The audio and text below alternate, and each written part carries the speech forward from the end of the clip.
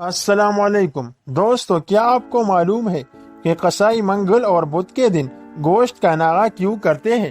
اگر نہیں معلوم تو ہم آپ کو بتاتے ہیں، لیکن آگے بڑھنے سے پہلے آپ ساتھیوں سے درخواست ہے کہ ہمارے چینل کو سبسکرائب کر لیں۔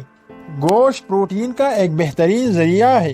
آپ اس کی اہمیت کا اندازہ اس بات سے لگا سکتے ہیں کہ حضور اکرم صلی اللہ علیہ وسلم کو گوشت بہت زیادہ پسند تھا اور آپ نے اسے کانوں کا سردار قرار دیا۔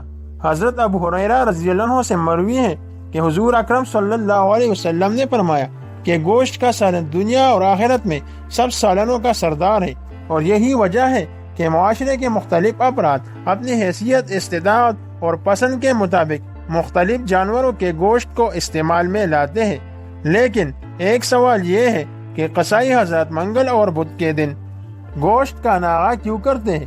جب حضرت آدم علیہ السلام کے دو بیٹوں حابیل اور قابیل کے درمیان جھگڑا ہوا تو قابیل نے حابیل کے سر پر پتھر مار کر اسے قتل کیا، تو وہ دن منگل کا دن تھا، اور قابیل تقریباً 2 دن منگل اور بدھ کو حابیل کی لاش کو اٹھائے پھرتا رہا تاکہ اس لاش کا کیا کروں اور اسے کیسے ٹھکانے لگاؤں، کیونکہ تب یہ دنیا کا پہلا قتل تھا۔ تو قابیل کو معلوم نہیں تھا کہ کسی انسان کے مرنے کے بعد اس کے ساتھ کیا کیا جاتا ہے۔ اسی مناسبت سے پاکستان میں کسی بھی جانور کو منگل اور بدھ کے دن ذبح کرنے سے پرہیز کیا جاتا ہے۔ بعض لوگوں کا خیال ہے کہ منگل خون کا دن ہے۔ گوشت کے کاروبار سے منسلک لوگوں کے ہاں یہ وہم اتنا زور پکڑ گیا ہے کہ اسی وجہ سے گوشت کا ناغہ بھی اسی دن کیا جاتا ہے۔